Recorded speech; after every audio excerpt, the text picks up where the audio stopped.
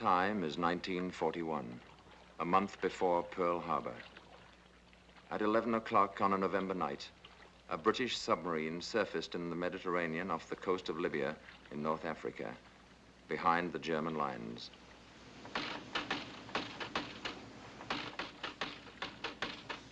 You sure the light carries that far? It should. There they are.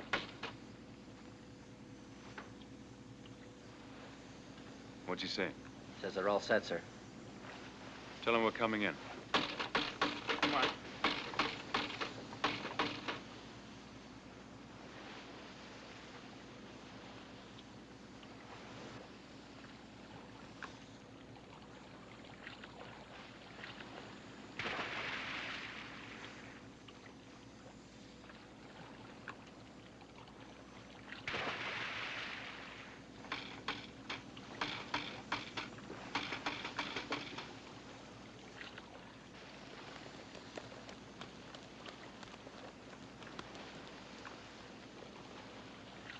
These were British commandos, and the purpose of this carefully plotted raid was the death of one man.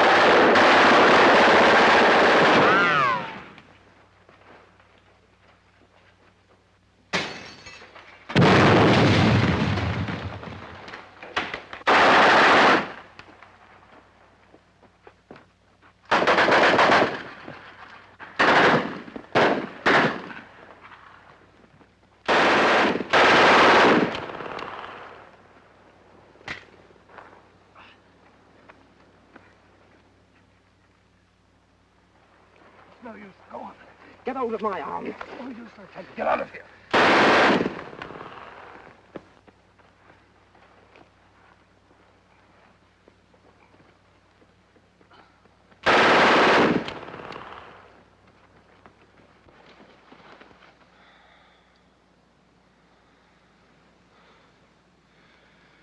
Did we get him?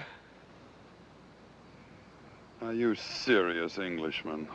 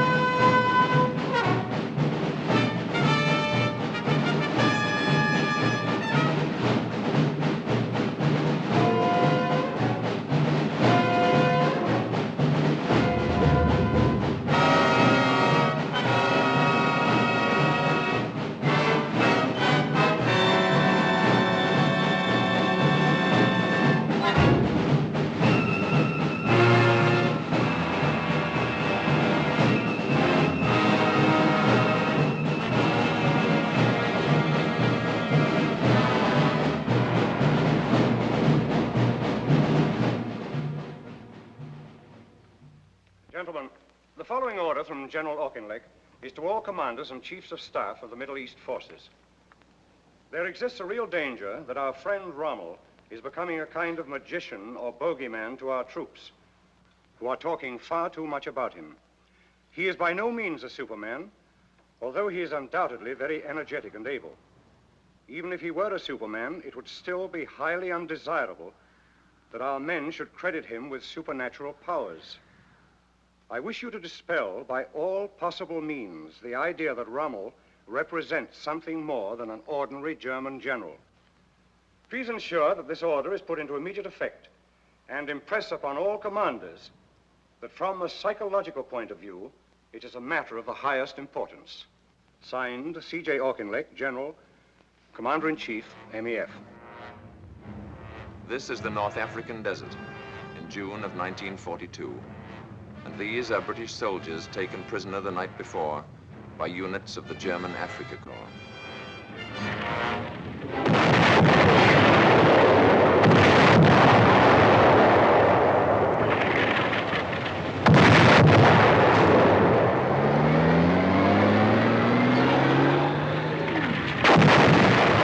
Run, you fool! Run!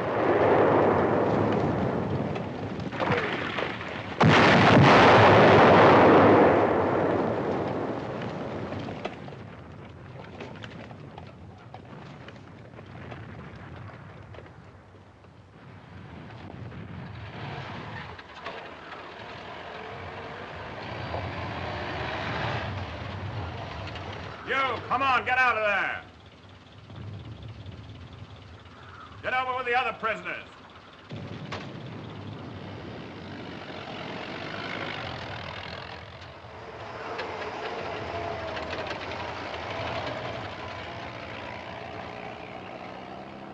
Who is the senior officer here?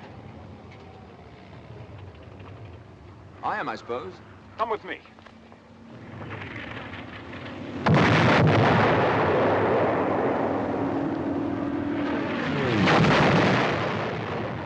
What's your rank?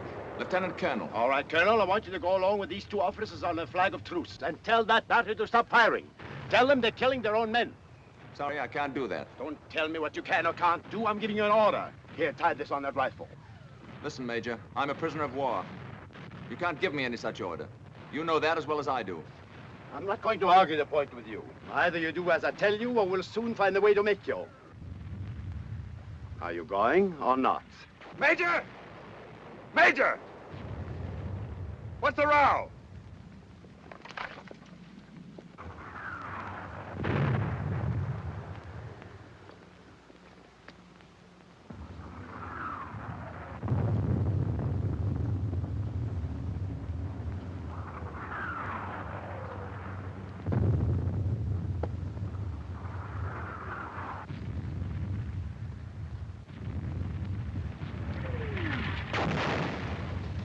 Field Marshal said you're right. Field Marshal?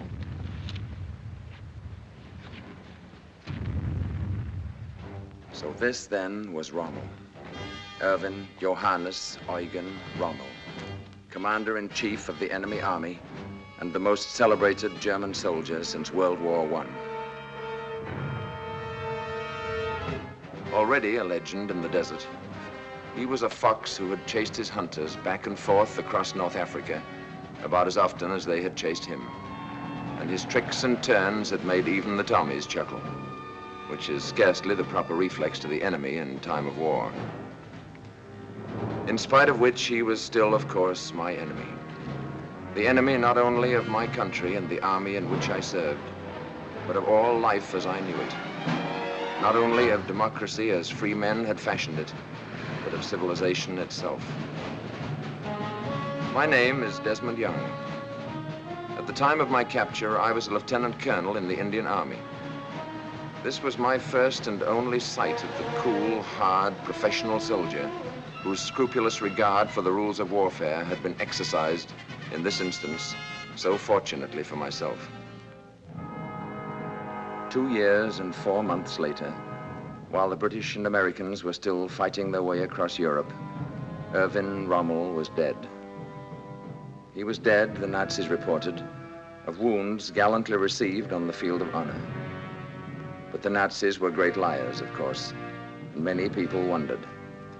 For already there were mysterious rumors floating across the battle lines. So, when the war was over and my military life behind me, I gave myself a mission. I set out to discover what actually had happened to him. What was the truth about his death? And on what field of honor had he died? In a modest home in the tiny village of Hurlingen bei Ulm in Württemberg, Germany, I talked long and often with Rommel's son and widow and examined his letters, reports, and other papers. In Germany, I talked to soldiers who had served with him, over him, and under him. In England, with men who had fought against him, from field marshals to desert rats. And in both countries, of course, I went to the official records. Based on these facts, what now follows is the true story of Erwin Rommel. The beginning of the end for this single-minded soldier came at 9:30 on the evening of October the 23rd, 1942, when at El Alamein, 6 miles of British guns... Fire!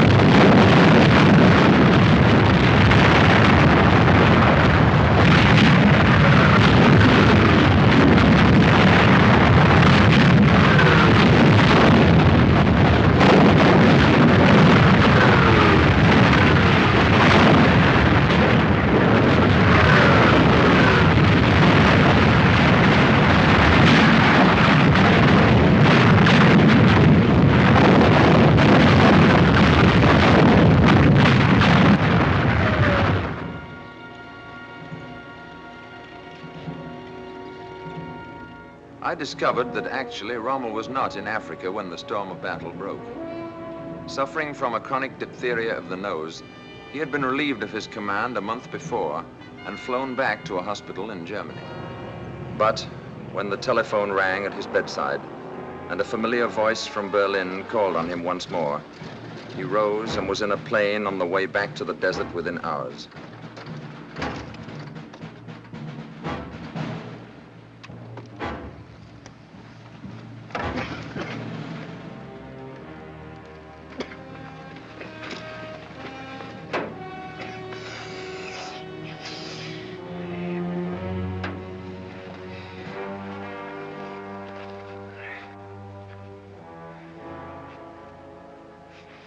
Thank you, Wagner.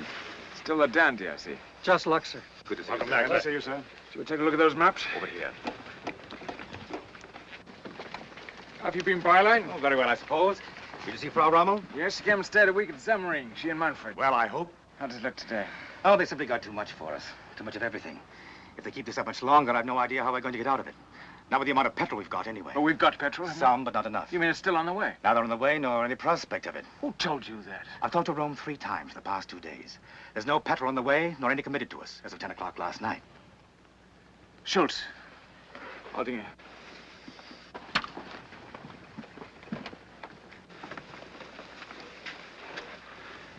What about the tanks? Did they come? None. None since I left? No, none since August. What about the guns, the Nebelwerfers? Nothing, I tell you. And no petrol at all? Not a pint.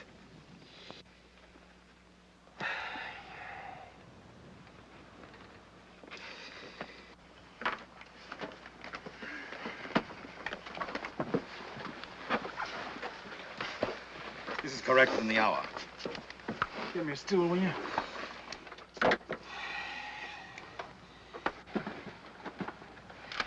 Here's where it's worst.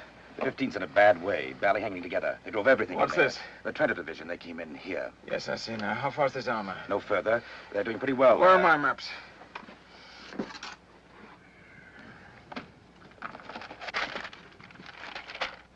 Bring the 21st and Ariete north through here. Move the 90th and Trento forward here. So they'll hook up. That's right. Now tell me this. Is Montgomery sending his infantry in first again? Naturally. And then the armor? That's right. Then let's give him a surprise. Let's send our tanks in first and blow a hole through that infantry.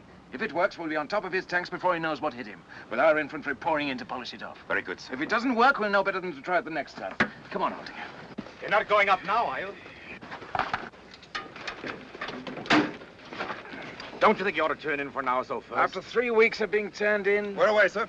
Let's head north and go in with the 21st.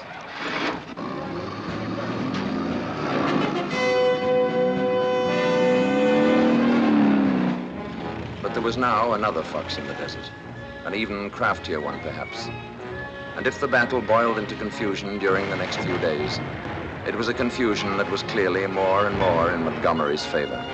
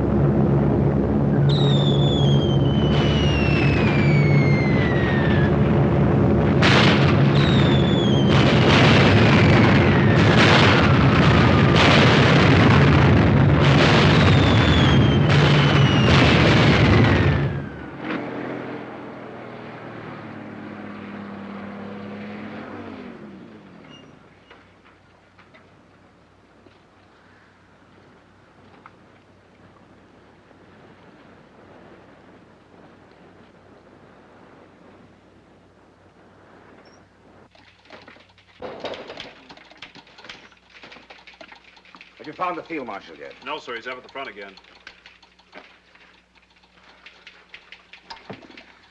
I don't know how the men in the line feel about it, but so far as the staff is concerned, I'd just as soon have a commander-in-chief with a little touch of cowardice about him.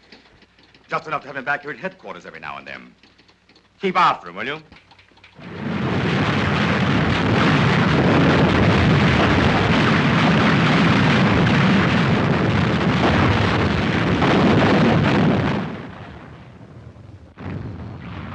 By the 10th day of the battle, not even Rommel could have any doubt as to its outcome.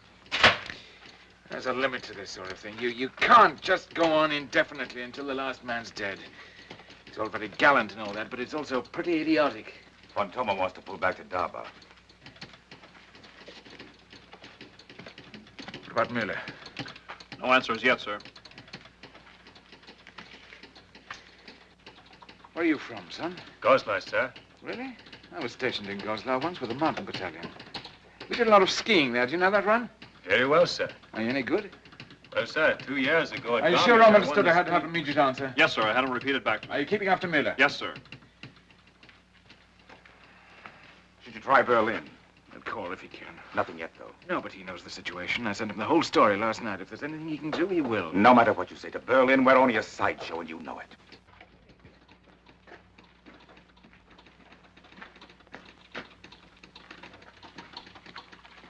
Well, what? Miller's in a bad way. How bad? Very, I'm afraid. If he doesn't pull back soon, he won't have anything to pull back. Well, where is he? Why can't we get an answer from him? His command car's gone. He's working in a carrier. And if he's got more than 40 tanks left, I'd be greatly surprised. How about the Italians? Miller thinks they've had about as much as they can take. Rome calling, sir. Well? Field Marshal Kesselring regrets. Well, that eliminates any further speculation anyway. It's now a simple matter of mathematics. With the petrol we've got left, we have two choices. We can remain here and be destroyed.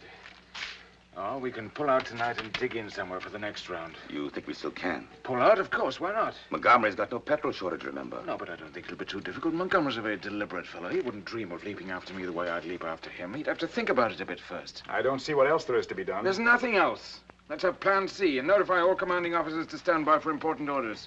If we can move quickly enough. Berlin calling, sir. Who in Berlin? The Führer.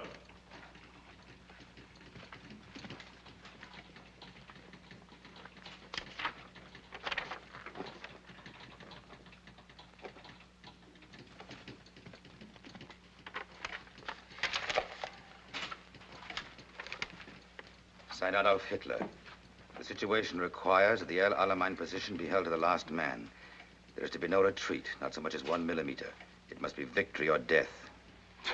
I can't believe it. We still got Berlin? Yes, sir. Ask him to repeat that message. Yes, sir. I know, but it's not him, I tell you. It's those hoodlums again, those thieves and crooks and murderers, those toy soldiers, those dummy generals with their books and charts and maps and pointers. How can he listen to such nonentities? How can he even stand the smell of such filth? Why doesn't he slaughter the lot of them and use his own intelligence? I have your repeat, sir. Well, go ahead, read it. The situation requires that the El Alamein position be held to the last man. There's to be no retreat, not so much as 1 millimeter. It must be victory or death, signed Adolf Hitler. It's incredible. You're not going to pay attention to such nonsense, are you? It's an order, Byline, a military order from General Headquarters. A clear, straight, stupid, criminal military order from General Headquarters. And what are you going to do? Double the insanity by obeying it? We've got the best soldiers in the German army here. They may be just hanging on now, but they're still a force. They're still fighting. If we take them out now, they can fight again tomorrow. But this is sheer madness. It's out of the Middle Ages. Nobody has said victory or death since people fought with bows and arrows. Why, this is an order to throw away an entire army. If I may remind you, sir, here in the field, these men are yours, not his. I just can't understand it. I can. He's insane. He's not insane. He's... But neither am I.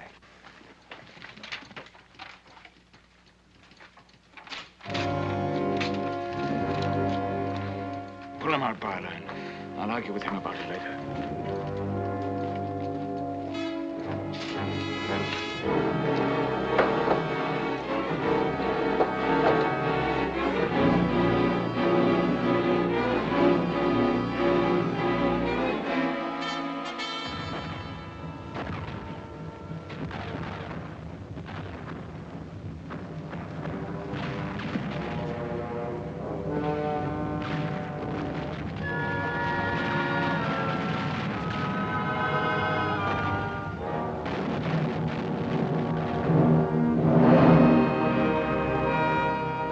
Came in Tunis, when the Axis forces were caught between the British, the Free French, and the Americans under Eisenhower, and surrendered unconditionally.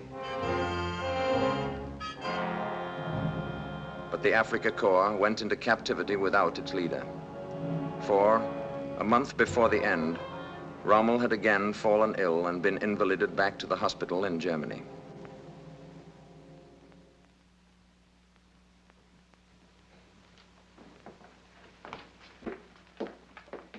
Good morning, Sergeant. Morning, Frau Rommel.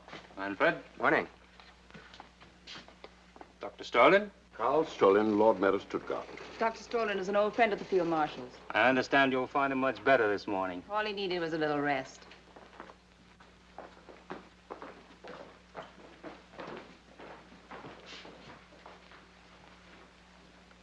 Frau Rommel. Manfred Rommel. And Dr. Carl Sloane. From Stuttgart? Not only from, but Lord Mayor of.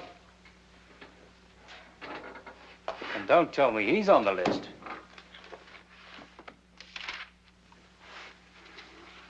Dr. Carl Sloane, Lord Mayor of Stuttgart. She says you're an old friend of the Field Marshal. Nevertheless, there he is. To be kept under the closest observation whenever discovered beyond the precincts of Stuttgart. Not that it could really be described as an argument. It's impossible to have an argument with him in the sense that you and I could have an argument.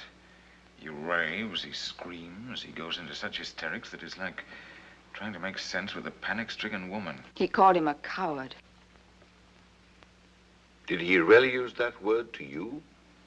Not once, but several times. In Russia, he said, officers like me had been put against the wall and shot. Nor must I think it couldn't happen to me, too.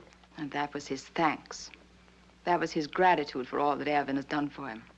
On the other hand, you mustn't hold people too accountable for everything they say when they're emotionally upset. The war's not going well, and he's naturally worried. But I'm afraid it'll be a long time before I forget what he did to the Africa Corps. What was that? When the end was near, and I asked him to get them out, he said he had no further interest or concern in the Africa Corps. And that was their thanks. Rommel, I should like to ask you a question. Of course, you don't care to answer it, I quite understand, but with your permission, I should like to ask it nevertheless. What is it? Do you really believe that we can win?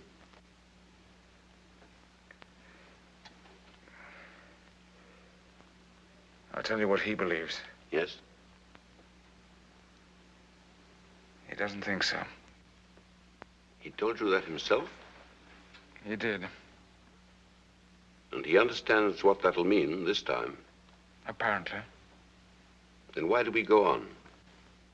Because we have no choice. Because no country we're fighting, England, America, or Russia, will make peace with him. He admitted that.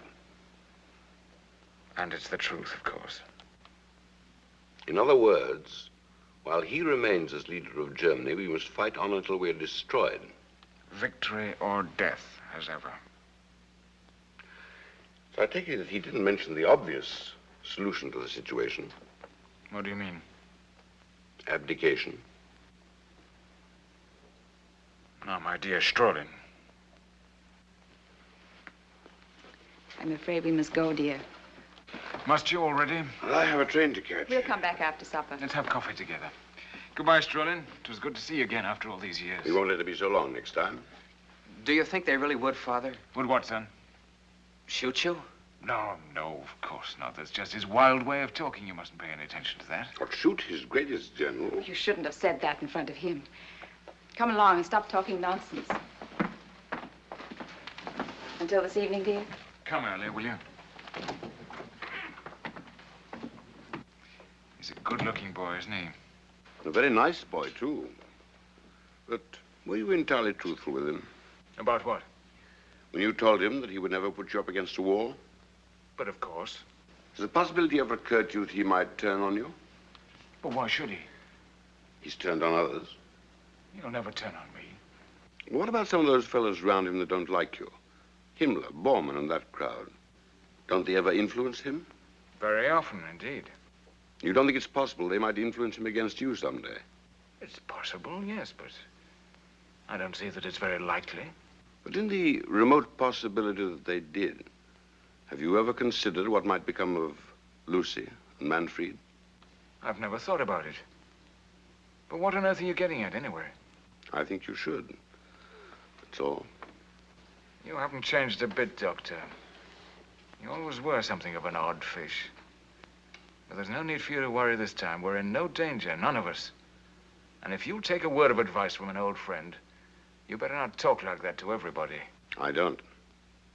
Only to those I know very well and am very fond of. Goodbye, Rommel. Goodbye, Strolin. Come again if you can. I'll try.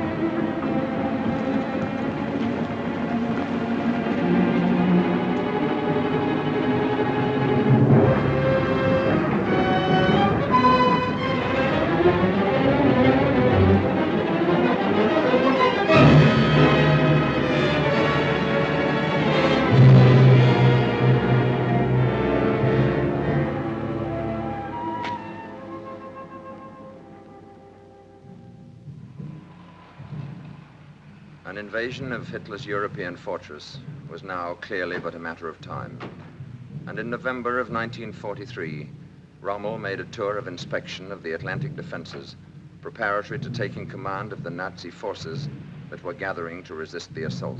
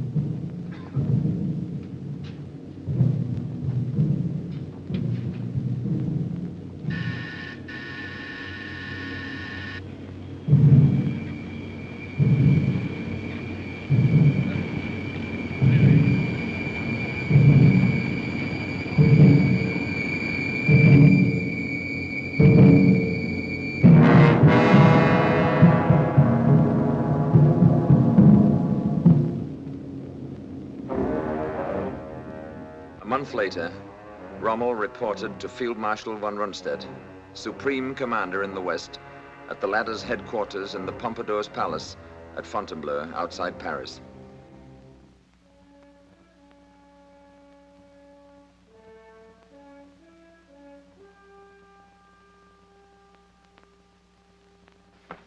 Field Marshal von Rundstedt, gentlemen.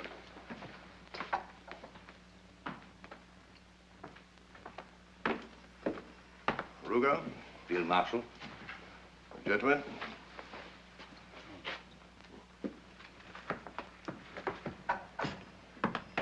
Good to see you, Rommel. Field Marshal.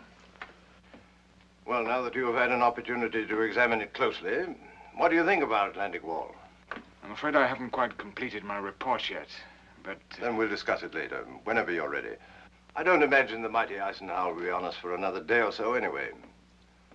Wasn't too much a tax on your strength, I hope? Not in the least. I'm entirely recovered now, thank you. I'm delighted.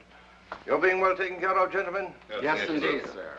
Bow, will you be so good as to divert our friends while Field Marshal Roman and I have a few moments of private meditation? Yes, sir.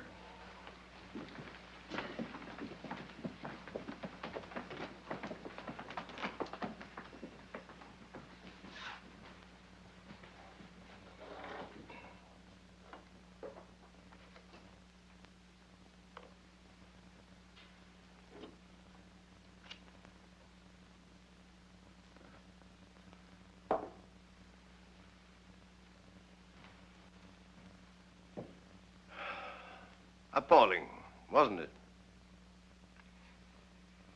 You can't even see why it's called a wall. The big ports like Havre and Ostend and Cherbourg are protected well enough, but the enemy's not coming in on the Queen Mary. Nothing at all has been done about the beaches. Why, I saw 50 places where an army of children could come ashore. The trouble is labor. We have the plans for fortifications the devil himself couldn't breach. Solid steel and concrete from Denmark to Spain. I'm afraid our French friends aren't being as cooperative as they might be. Even when driven to the job, they move like snails. Either we break it up while they're still waiting ashore, or we're in trouble. Is that the way you'd meet it? Stop them on the beaches. Crowd the water with mines and traps and tricks and hit them while they're busy trying to keep themselves from drowning. Here, down here, and here. I don't agree with you. But the difference of opinion will probably remain academic. As it happens, neither you nor I will determine the tactics in this operation. Not above the regimental level, anyway. You mean Berlin? I mean the Bohemian corporal himself is assuming sole and total command of this operation. You and I will function simply as instruments of his astrological inspirations. And in case you're afflicted with an understandable skepticism, this is official. But that's an utterly impossible situation. Then you should by all means explain that to him. You've made no protest yourself? After you've interfered a dozen times or so with a man's rather enthusiastic determination to cut his own throat, there comes a moment when you're inclined to stand back and view the whole matter with a certain detachment. You've no objection to my pointing this out to him, have you? On the contrary, I bestow my blessings on your courage and optimism.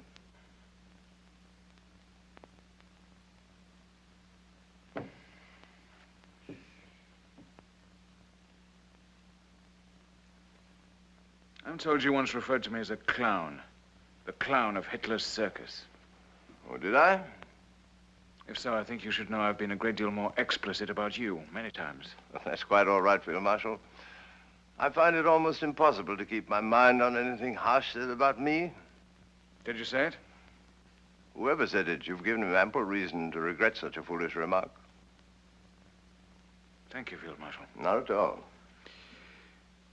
Is there anything else? I don't believe so at the moment. One suggestion, perhaps, in view of our cordiality.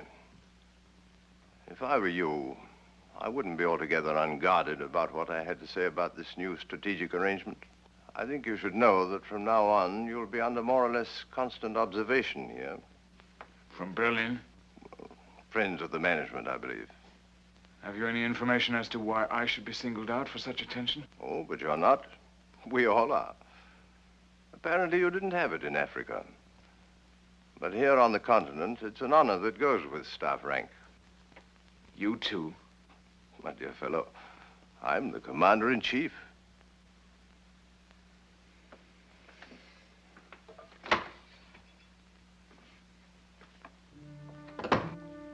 Two months after that, in February of 1944, during one of Rommel's rare absences from the Atlantic frontier, his old friend, Dr. Carl Sloane, sought him out again.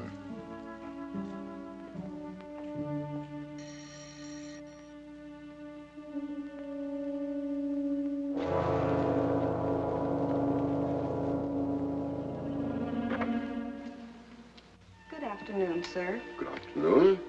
Dr. Sloane to see the Field Marshal and Frau Rommel. Come in, sir.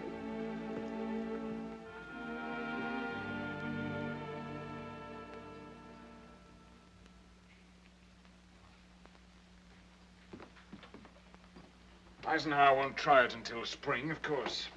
But I doubt if I'll get home again before then. Are we ready for it? We will be, I hope.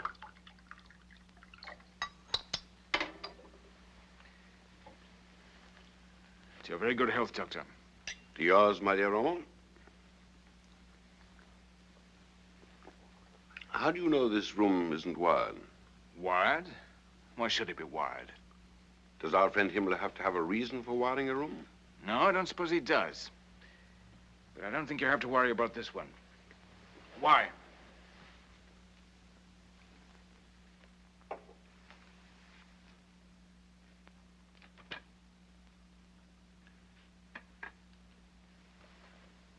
Because I want to talk to you without being overheard. About what? About the Hitler situation. If this is politics, Sloane, I don't want to hear it. Had you rather see Germany destroyed? It's not a matter I want to discuss, I tell you. And I'm surprised at you. That's a communist position. Oh? Is it? Defeat against him, all that sort of thing. Unite us. Would you call General Beck a communist? Of course not. Or Karl Girdler, the Lord Mayor of Leipzig? I've never heard that he was. What about Falkenhausen? No, but... What about Heinrich von Stupnagel? No. And von Neurath and von Hassel? Are they communists? Are you trying to tell me seriously that men like that are questioning his leadership? Not just questioning it. They intend to end it. You mean you've talked to those fellows yourself? To them and to many others, and not only soldiers either. Churchmen, labor leaders, lawyers, doctors. Members of the government even. Not too many of them, but sound men. Every one of them. How long has this been going on? Since 38. And what exactly are you after? One, we want to get rid of Hitler and his gang. If we are to be defeated, then we prefer to be defeated as human beings, not as barbarians. Two, whether we win or lose, we want to live again like decent people, without fear. Look, Sloane, I don't want to get mixed up in this thing. What they do in Berlin is their business, not mine. I'm a soldier, not a politician. You still think you're perfectly safe? Who knows who's safe and who's not in a situation like this? Under a sane man, you'd know. That's a lot of rubbish. And you know it. Well, I hope you're right. And perhaps you are. After all, you are his favorite, and I can think of no one who's ever questioned the deep and enduring gratitude that he's always shown to those who've served him well. No one's in any danger here who does his job properly. Oh, then, of course, you have nothing to fear. And if something did happen unpredictably, you'd still have the comfort of knowing that the lives of Lucy and Manfred would be safe and snug in the soft, gentle, tender hands of that brave little band of patriots he's gathered round him. I'm afraid that kind of talk doesn't amuse me. I'm not trying to amuse you. I'm merely reflecting on your extraordinary good fortune. I wish you'd think about that, too, sometime. Not the blood on his mouth, but what a godsend he is to you personally. Not only in your home, but in the field as a soldier. How many other generals can boast the favor and support of a leader so gifted in the arts of war? That's enough, Sloane. But surely you haven't forgotten how brilliantly he refused to be seduced into an invasion of undefended England right after Dunkirk? Or how brave he was at Stalingrad when von Paulus wanted to withdraw from the trap? What other man on earth would have had the courage to send that brief, simple, thrilling command? Don't retreat so much as a millimeter, victory or death. Would Napoleon himself have dared? That's enough, I tell you.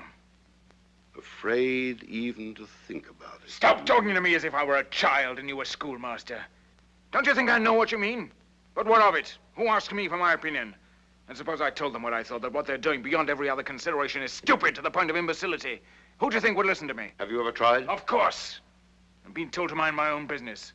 And who's to say they're not right? Surely you are naive enough to think that a soldier must approve of every detail of his government before he can fight for it. What army could exist like that, with every man in it free to decide what he will or won't do? The truth is that a soldier has but one function in life, one lone excuse for existence, and that is to carry out the order of his superiors. The rest, including government, is politics. And if I must remind you again, I'm a soldier, not a politician. What the government does... Oh, stop hiding behind that bloody uniform of yours. What do I care about your philosophy of the soldier? All it means to me is that you're terrified and hiding under a lot of rubbish about the functions of a robot. Have you forgotten that I've known you for 20 years? Why, I know exactly how you feel about that abomination in Berlin. What I can't understand is this chicken-hearted willingness to go marching right down into hell with a beast you loathe and despise. Where's all the sense and courage you have in the field? Haven't you any of it here? I think you better get out of this house. Now. Not until you've shown an old friend the decency of honesty with him. And if reason won't work, very well, then I'm prepared to go further. But I've no intention of stirring from this room until the truth has passed between us. Or had you rather I call the guard and charge you? That you will never do. And may I ask why you know so well what I will or won't do? Because Lucy told me that you wouldn't. You've already talked to Lucy about this? Of course. And she sent you to me? Not at all. She merely told me how you really feel about our sainted leader and his glorious reign over Germany.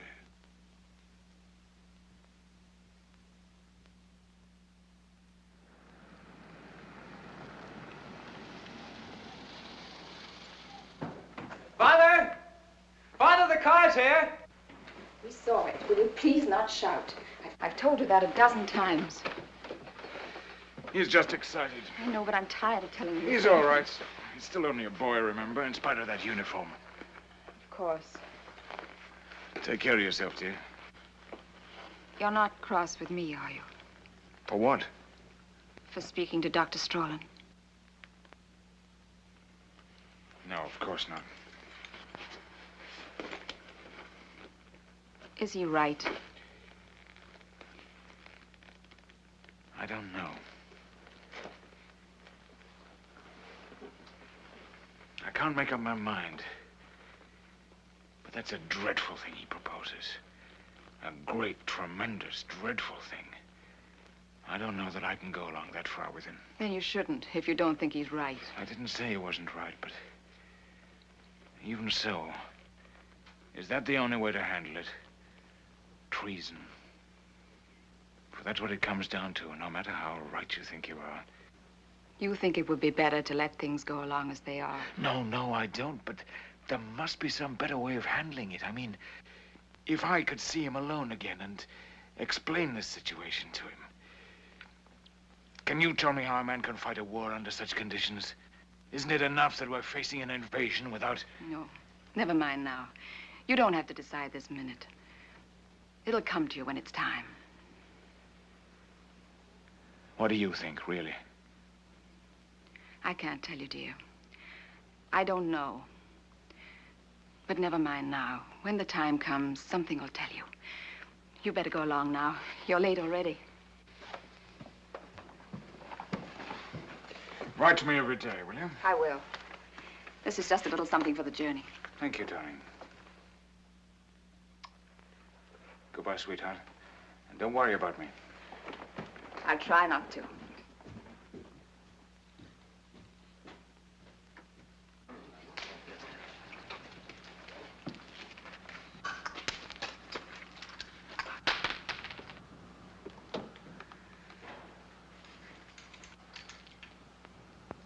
That's all, please.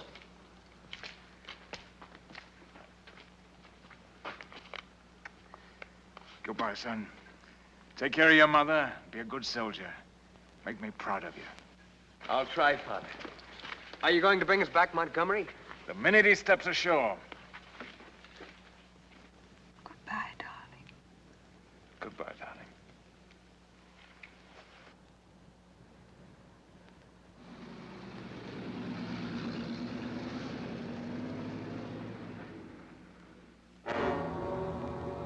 And then, finally, after 4 long years of preparation, it came. D-Day. And the greatest armada and the vastest movement of men and arms in the history of the world rose from England and set out for the assault on the beaches of Normandy and the German fortress of Europe.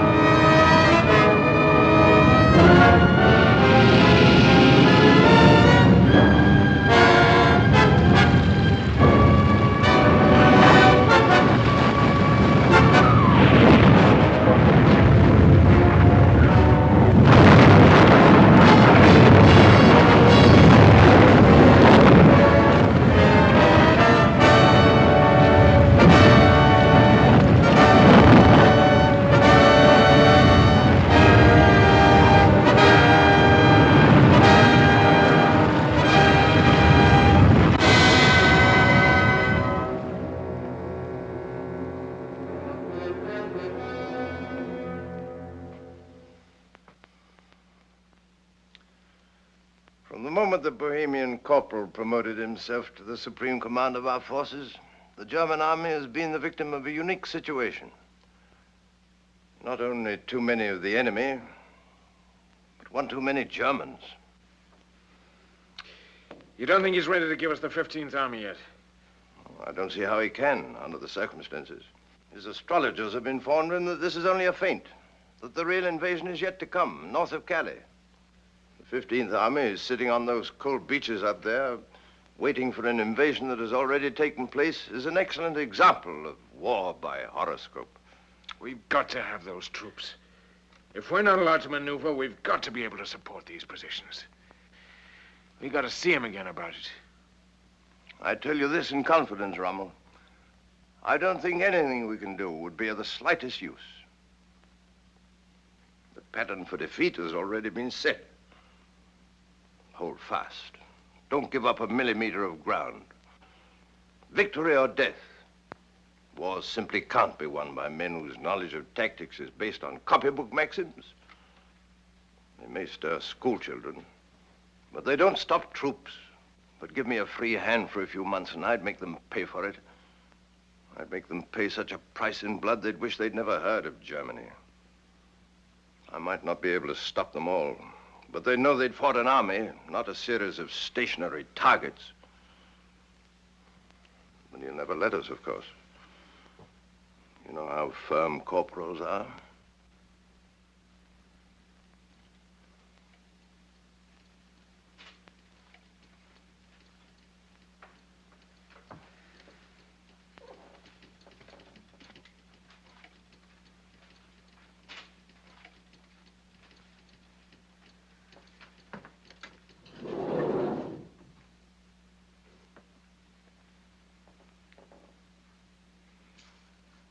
Do you happen to know Karl Sloane? Sloane? The Lord Mayor of Stuttgart. I remember that name from somewhere. Or Dr. Adler of Leipzig. You too? Every day that passes, every minute of the day, convinces me more and more that theirs is the only possible solution. Your words, you must understand, mystify me.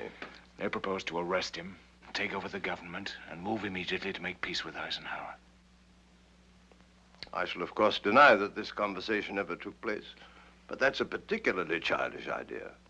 Eisenhower's not going to make a separate peace, and why should he, with things going so well as they are? That part of your plan is doomed, obviously, from the start. But you don't disagree with the basic proposal? I'm sorry, but I don't believe I heard the question. In any case, if they came to you for counsel or advice, would you receive them? Oh, no. No. No, I'm afraid not, Rommel. It's too late. Much too late. Even if they moved immediately?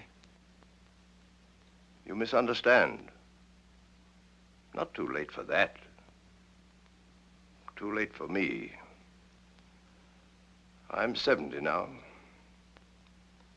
Too old to revolt. Too old to challenge authority.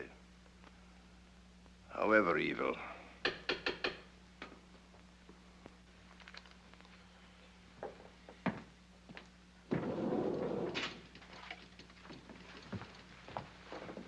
Berlin calling, sir. Marshal Keitel.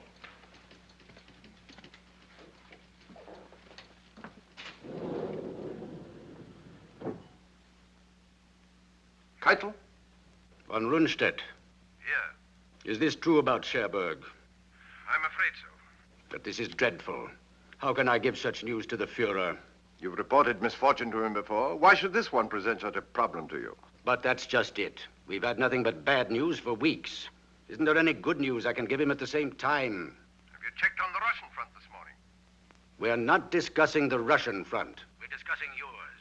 This whole situation in the West becomes worse with every report. I'm actually embarrassed to have to give him another disappointment like this. Can't you think of anything we can do about it? Certainly. Give us those 90 divisions of the 15th Army who are sitting around Calais playing cards. You know that's impossible. The Fuhrer has already explained the necessity for leaving them there. Very well, then. Give us permission to pull out of Normandy and set up a line that we can defend properly. Your orders are to fight where you are, and that's exactly what he expects you to do. Is it possible you have no better suggestion than that? One very much better, in fact. Make peace, you idiot.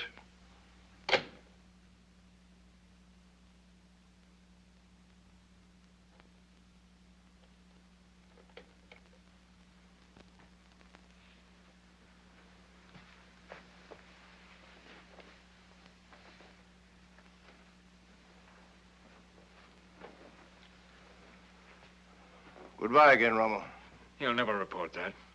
This very instant, he's knocking at the corporal's door, whimpering with happiness. You must never forget this, my dear fellow. Victory has 100 fathers. Defeat is an orphan. Within 24 hours, you'll be named my successor. And I extend to you my deepest sympathy. That's nonsense. He'll never let you go.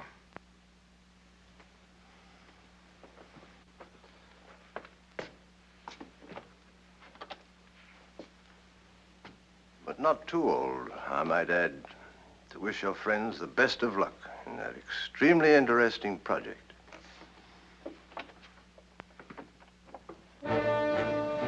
Meanwhile, with their beachheads irretrievably secured, Allied tanks and men had fanned out across France and begun their race for the Rhine.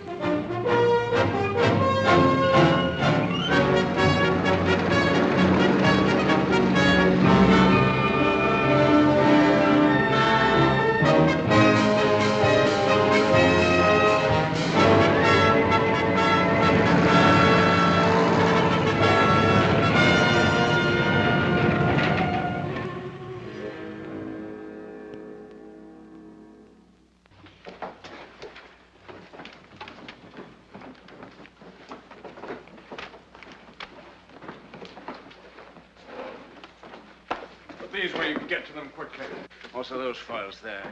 Keep the key yourself and use your own judgment about the rest of it. Very good, sir. Field Marshal.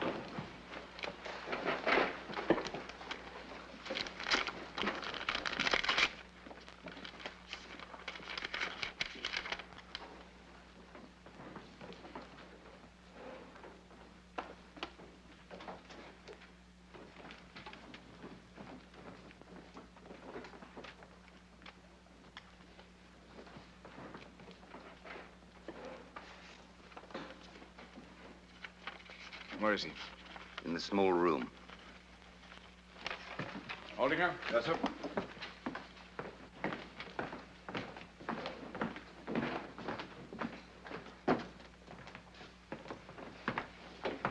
Colonel, I'll try to be as brief as possible, Field Marshal. Perhaps you better keep an eye on the corridor. Yes, sir.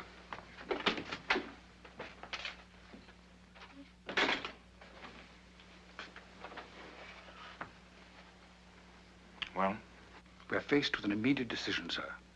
3 of our men were arrested in Berlin yesterday. They'll be made to talk, of course. But fortunately, their knowledge of the people involved is limited. Nevertheless, in the opinion of everyone concerned, there's no more time to be lost. We must act at once. And it's all set. Definitely. So I understand, sir. The general's extremely anxious to know if you're in a position to speak now for the commanders you mentioned to him. At my word, from this instant, they're prepared to follow my lead. Then I have the Field Marshal's permission to inform General Stulpnagel. We may now act at will and without further consultation. Wait here, Colonel. Come with me, Ruger.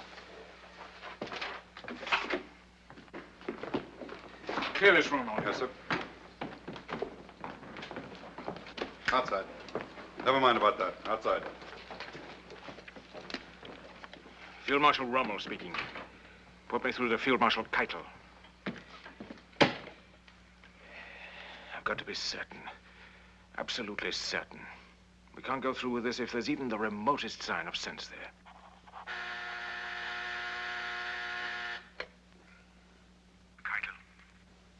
Rommel? Now listen very carefully, Keitel.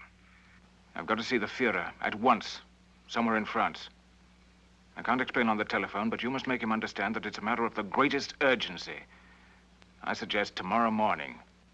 On June 17th, they met in Hitler's underground stronghold at Magival, near Soissons. This is an extremely difficult duty, my Führer. But circumstances leave me with no choice. We've reached a crisis on this front that calls for a decision on the very highest level. But you've said that. You've said that before.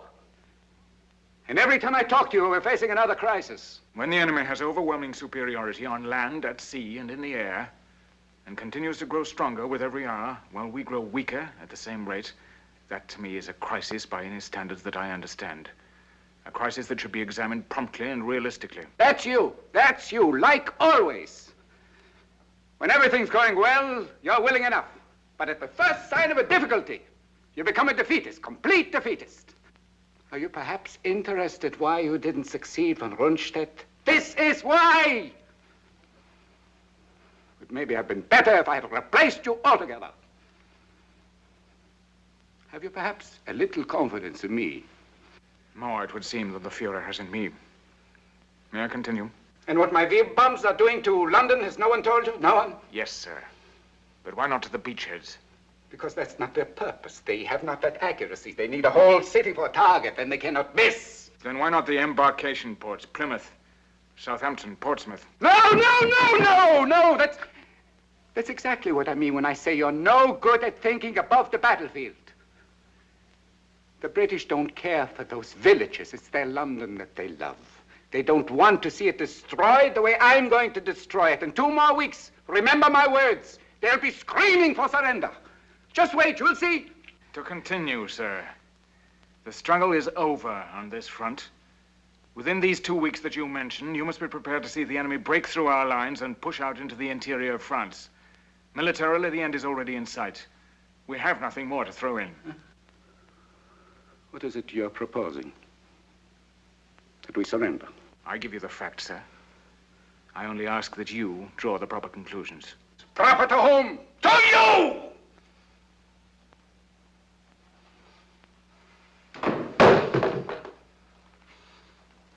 I suggest to you, Rommel, that you confine your genius to fighting and leave the conduct of the war to those who are responsible for it. My apologies, sir. Now, if the Führer will honor me with his advice.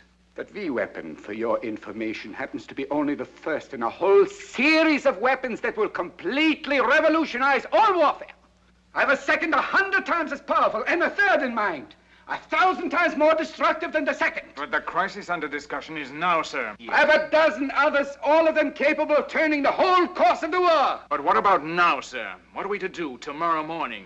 While you've been deciding that all is lost, we've been working miracles, determining the course of history for centuries to come. In the workshops, in the laboratories, we've been turning out machines of destruction such as the enemy has never dreamed of. I have one in mind. I have a weapon in mind.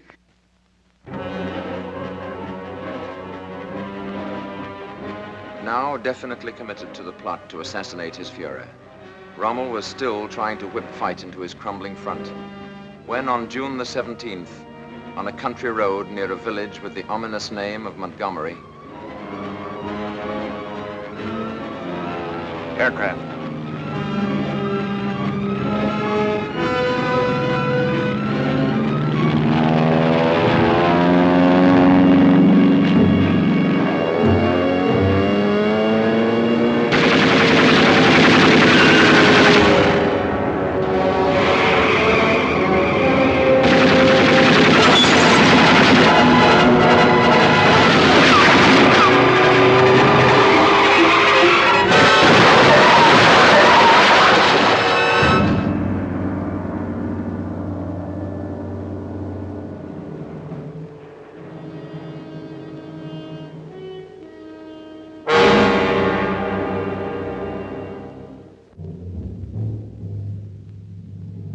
Later, on July the 20th, while Rommel still lay unconscious in a hospital in France, Adolf Hitler and his staff gathered for their fateful conference in a fortified barracks at his headquarters in East Prussia.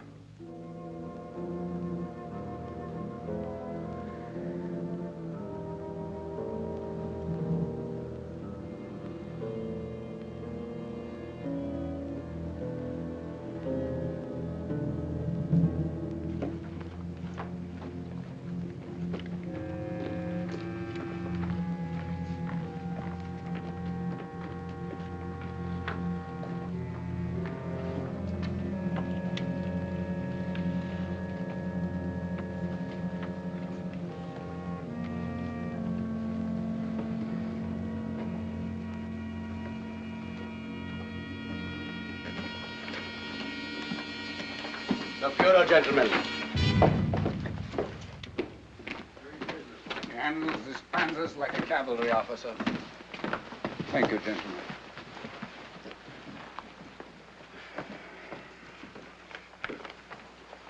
My Führer.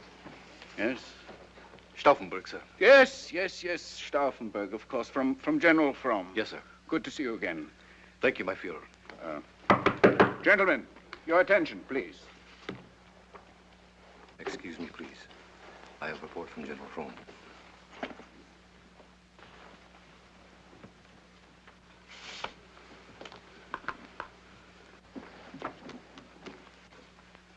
Where's Scaring? On his way now, sir. Hmm? Well, when you're fat, you don't move so fast. Huh? Colonel Count von Stauffenberg? Yes. Telephone, sir. Thank you.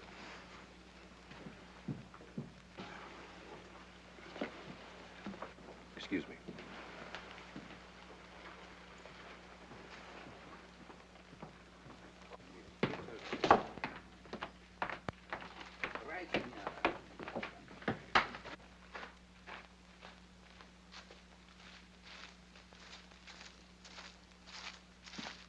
All right. Suppose we start with the Russian front.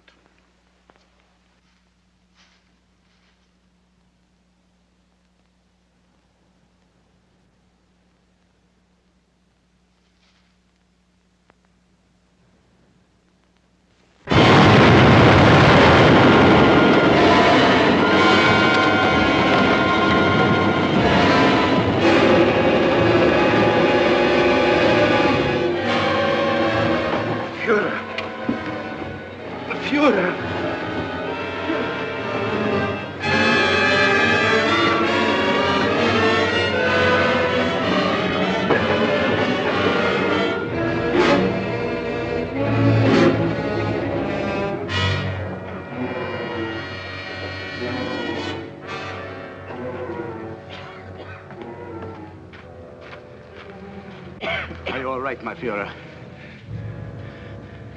I'm all right. For that failure, 5,000 suspects paid with their lives during the few days that Hitler spent in hospital. As for Rommel, recuperating at Hurlingen from injuries that would have destroyed any but the toughest of men, all public mention of his name suddenly stopped, and a complete and official silence settled over the very subject of the nation's most celebrated soldier.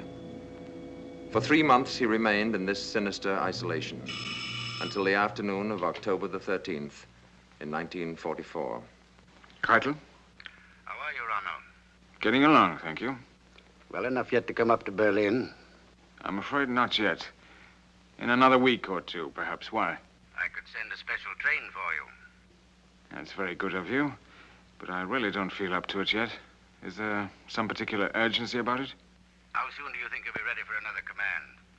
Another 2 weeks, I suppose. 3 at the most. If we send someone there, would you be able to discuss the situation with him? Of course. Very well, I'll send Bergdorf. You know him, don't you? I've met him. Suppose I have him drive down tomorrow morning. Would that be convenient for you? Perfectly. He'll have full information and instructions. Will you give my best regards to Frau Rommel? I will. And thank you very much. Goodbye, then. Goodbye.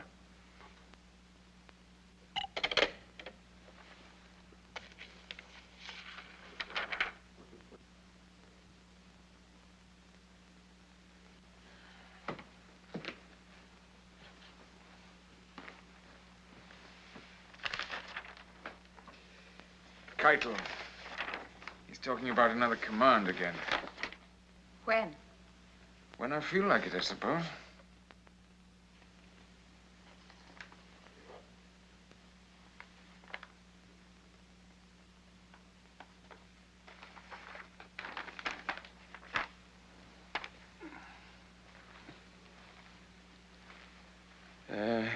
He sent his best regards to you.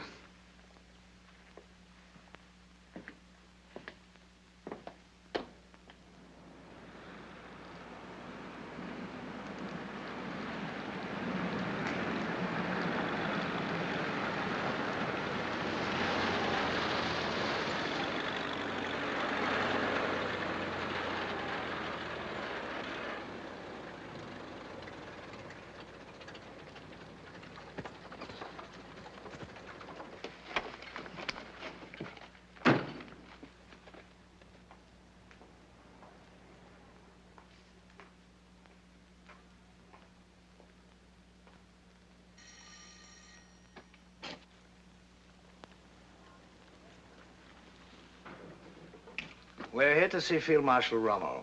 I'll tell him, sir. Would you tell him that... Come in, Bogdorf.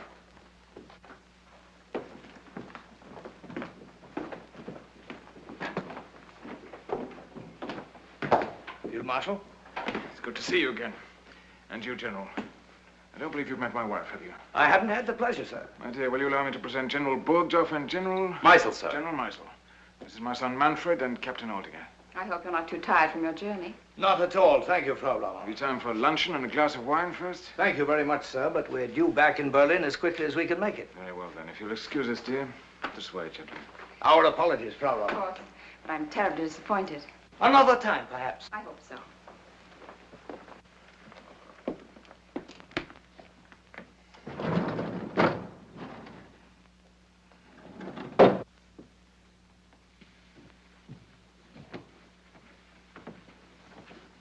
I hope it's the Russian front, don't you?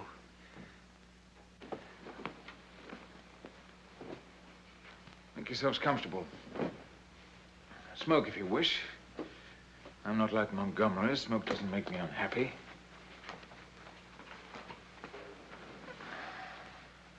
At your service, gentlemen. We come directly from the Fuhrer, Field Marshal. Yes? And what we have to say to you comes directly from his lips. Yes? Our instructions are to tell you first of his deep appreciation of your many heroic services to the state. Go on. And his regrets over your unfortunate accident. I was sure his silence since then meant only that there were more important matters on his mind. It's a pity that after such a record... If you'll forgive me, General, may we skip your reflections for the moment and get to the message you have for me? Of course, sir.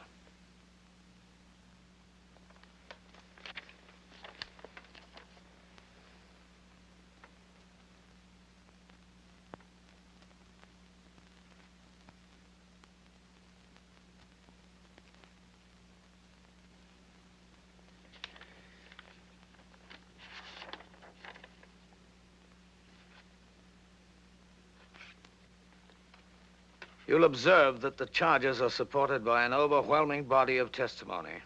I can read, thank you.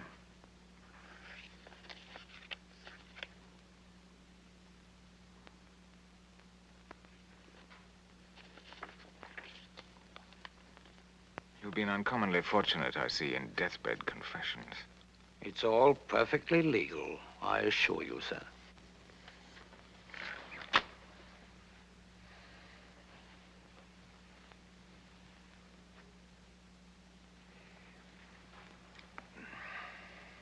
You may inform the Fuhrer that I look forward to answering these charges in court. You don't intend to deny them, do you? I said, you may inform the Fuhrer that I look forward to answering the charges in court. The Fuhrer is extremely hopeful that this matter can be settled without exposing it to the inevitable publicity of a court trial. Very well, then. Let him withdraw the charges. His view is that nothing but harm for everyone could come from a trial. My orders are to remind you in the strongest terms possible of the damage that testimony like this could do to your name and reputation. But what does he expect me to do? Plead guilty? To you? Well, naturally, not that, of course. I know what he wants. He wants me to keep my mouth shut. He doesn't want me to speak out and tell what happened where it can be heard. Well, you may tell him for me that that's very thoughtful of him, but that I'm quite capable of taking care of my own name and reputation in my own way, which will be in a proper court of law. But to what end, sir? The verdict is already indicated. He told you to tell me that, too? The evidence is there. What defense is possible? Then, what does he suggest? I think that before we go any further, the field marshal should be warned that this house is entirely surrounded. My order, sir. I'm sure you understand. And both of us are armed. What does he want done? His belief is that it would be to the best interests of all concerned if you should see fit to relieve the situation yourself, quietly and without delay. Go on. The advantages of a solution like that over an ugly exchange of recriminations in an open court are, in his opinion, several and obvious. Most important to him, of course, would be the preservation of your name and fame. And he would see to it himself that not the slightest suspicion would be attached to the way of your going. As far as the rest of the nation would know, you succumbed finally to your war wounds. That would be the official announcement. And the state would then honor your memory, and your family as well, with a generosity that would be historic. That was his word, historic. Your name would live on in the glory it once deserved, while your wife and son would never want for either safety or comfort as long as they lived. I have a choice. In a sense, yes. A choice to die now or later. It amounts to that, I'm afraid. How long have I to make this choice? We're due back in Berlin as early this evening as we can make it. The penalty in this case, I'm told, would be the garrote, death by strangulation. The drug I've brought with me is effective in 3 seconds and painless.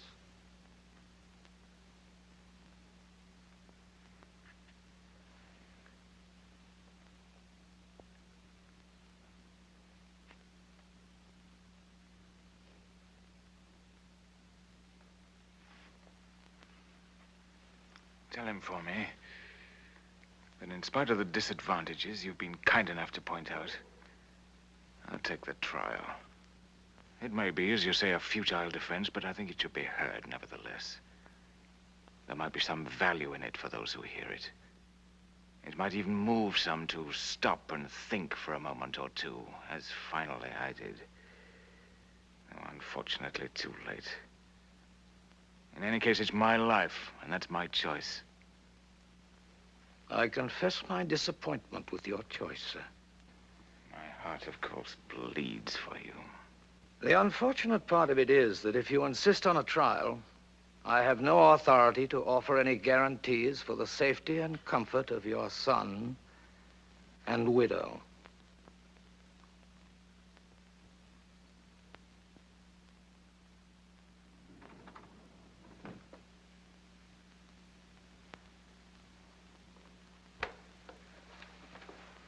They're coming out now.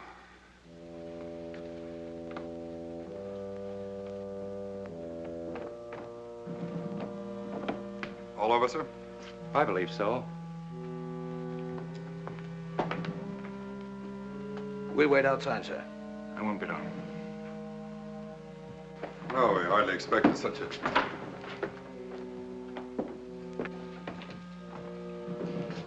Over already? Wait there, please. I'll be down in a few moments.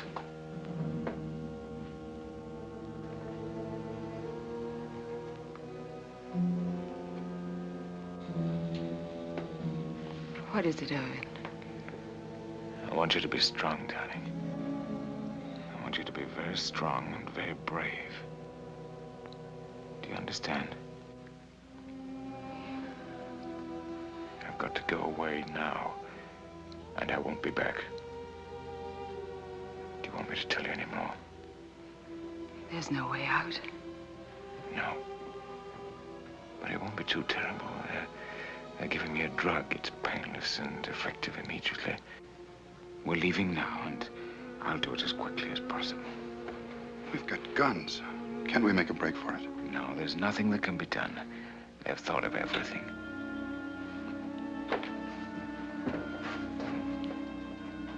Well, at least we could get them. There's nothing to be done, I tell you. I've got to do exactly as they say. Yes.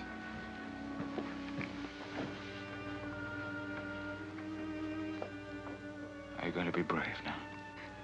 I don't know. You and Manfred will be all right. They've assured me of that. And nobody's to know about this but us. Are you sure there's no other way? No other, darling. Have you told Manfred yet? I'll tell him when I go down. No. Let me tell him. I can tell him so much better.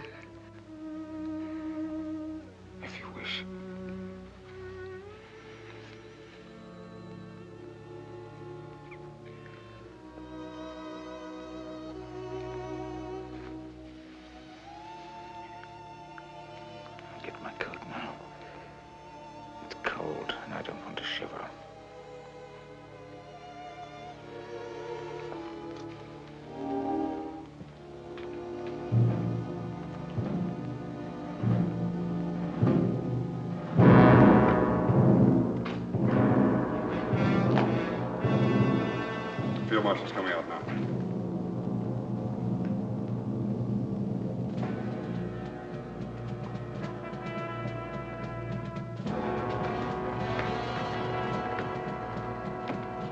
You going now? Why not? But are you well enough?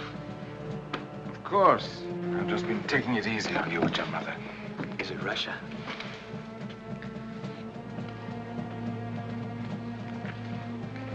Goodbye, Aldinger. Old dear friend. Goodbye, sir. Take care of him. Yes, sir. Can't you tell me? Don't ask so many questions. You're no better than to talk like that to a field marshal. But when will we know? Before very long. Goodbye, son. Be a good boy. Goodbye, Father. You'll stop them, won't you? We'll see.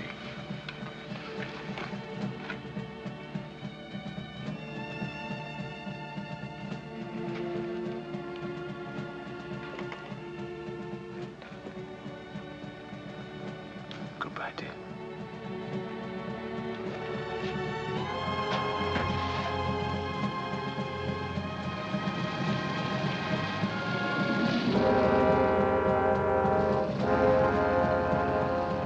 During that last short ride, what may Rommel's thoughts have been? Were they bitter that he had learned too slowly and struck too late? Or did they go back to the desert, where his military genius had first electrified the world? First at Macready, then Tobruk, yes, and even El Alamein. In any case, his life and fate have best been summed up, ironically enough, in the words of Nazi Germany's sternest enemy, the Honorable Winston Churchill. His ardor and daring inflicted grievous disasters upon us, but he deserves the salute to which I made him in the House of Commons in January 1942.